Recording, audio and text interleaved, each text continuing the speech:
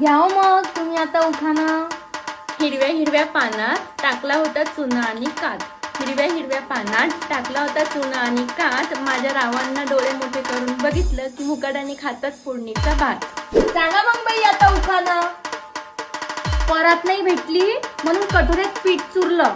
परात नाही भेटली म्हणून कठोऱ्यात पीठ चुरलं. आणि आमच्या रावांना आज दारू नाही भेटली तर पहा ना त्यांचं कसं बिस्किट मुरलं. घ्या बाई तुम्ही पण आता उखाणा. बायकोचा भाऊ नवऱ्याचं लागते शाळा. बायकोचा भाऊ नवऱ्याचं लागते शाळा. आणि माय हे बाजारातून निसता आणते सडलेला भाजीपाला.